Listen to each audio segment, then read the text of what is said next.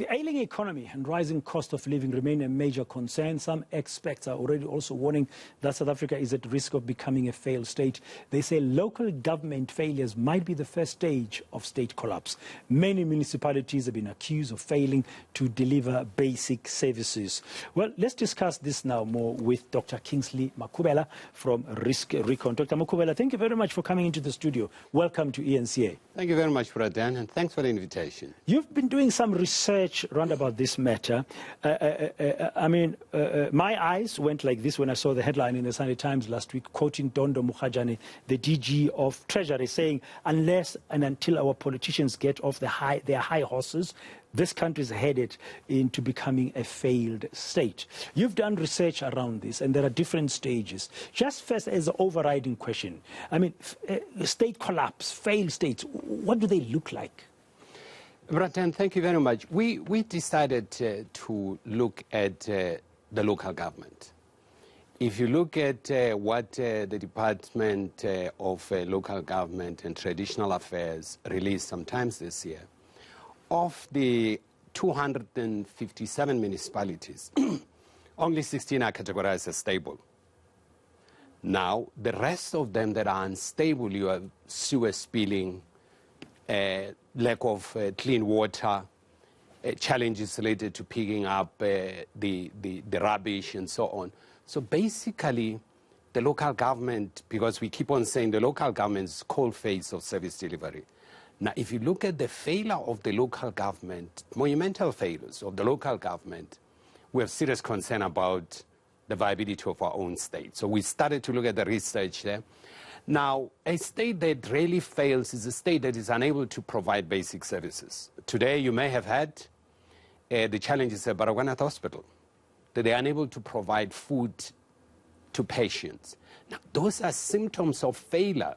The infrastructure at the local government level leaves much to be desired. We have a big hole on a road which has been there for more than a year now. And long ago, Jacob Mamabulo, the MEC in Gauteng for Transport, said it's going to be fixed. But still, a year later, it's there. And this morning, and just a short while ago, we showed the live visuals of the MMC, Michael Son of Johannesburg, there on site looking at this big hole. You can see the pictures. We're putting them on air now. That's what's happening. But that's been there for more than a year. Just to illustrate your point you're making about services, maintenance at the local level, failing the people, it leads to all sorts of problems.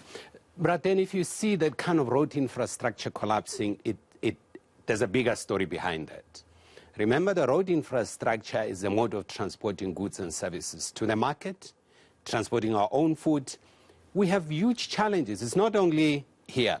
The road between Lesotho from Lady Brand and Free State basically collapsed.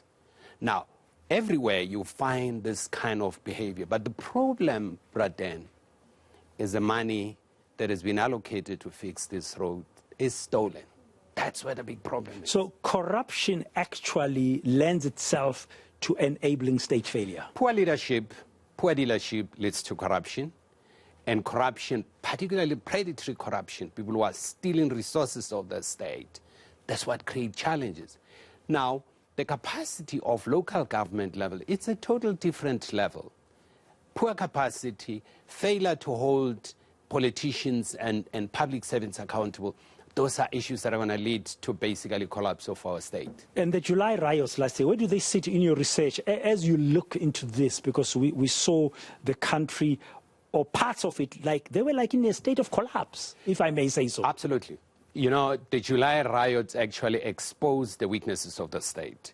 We've had areas where the state basically collapsed. There were no state institution. And you started to see opportunists emerging. And you started to see people dressed in military regalia calling themselves defenders of our democracy. Once you start seeing people doing that, it's because there's a vacuum of power. In a state function, a vacuum, it's not allowed. So those are the challenges that we see. We need to really to capacitate our state institution, particularly police services, to really enforce the law. But you always find the enforcement of the law in countries where the level of service delivery is high. Go to Scandinavian. If you see the level of compliance is too high, and the level of criminal activity is very low.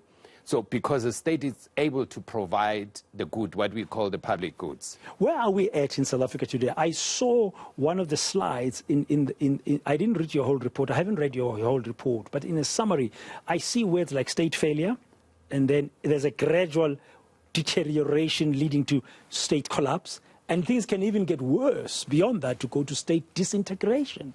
But then you actually, the state failure does not give you warning when it moves to the next level of collapse, disintegration. Once it starts to collapse and disintegrate, you're going to start a level of conflict emerging.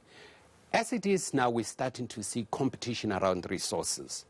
And the easy target now is foreigners. But we're going to turn on each other. Ethnicity is going to play a bigger role because there's identity problem related to access of resources.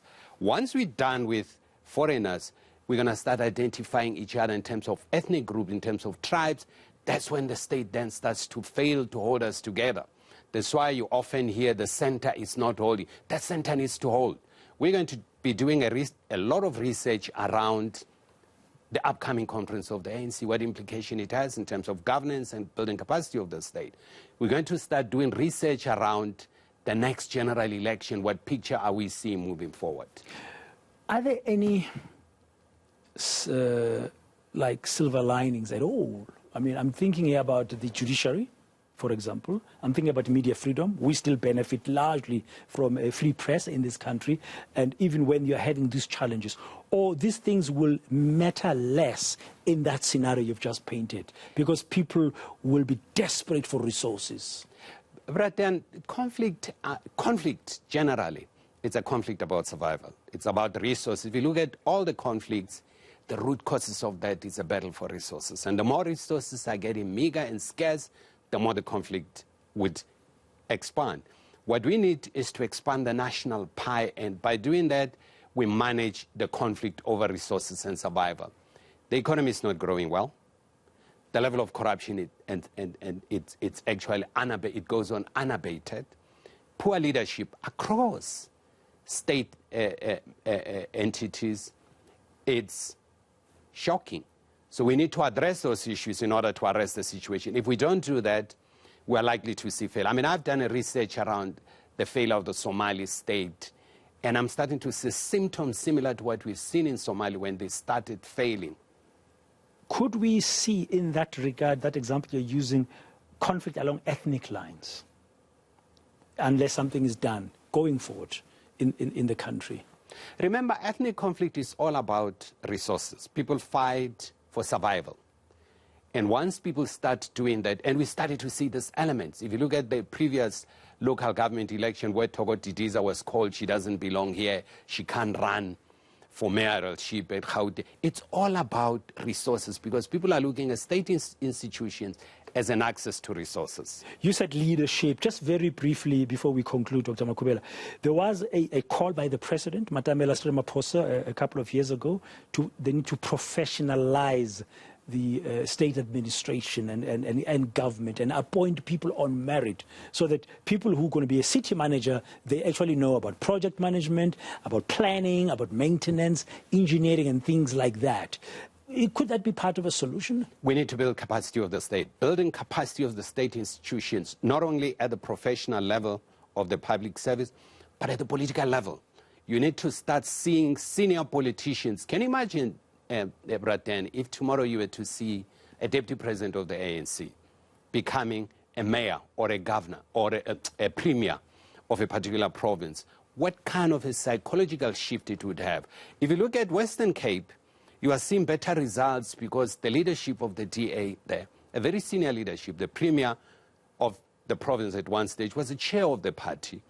The mayor of the city, it's a senior political leader. So you start to see the results. So we need to do those comparisons where we are having very junior people at the political level and running this cold phase of service delivery. So we need to attach senior politicians and to build capacity at at the professional level of public. Thank you very much for your time, Dr. Kingsley Makhubela, and your insights and that clarity there of thought. We appreciate it. He's, of course, from Risk Recon. The failure of local government is a first step of a state collapse. I mean, you have to listen to those words and wonder. And for the first time, I must say, I hadn't had a senior government official like Dondo Mukhajan in this case. He's a DG of National Treasury telling the country that unless the politicians get off their high horse, that's the words I'm paraphrasing here that have been used, this country is becoming slowly a failed state. We need to heed those words and really be mindful about our actions and leadership across the board.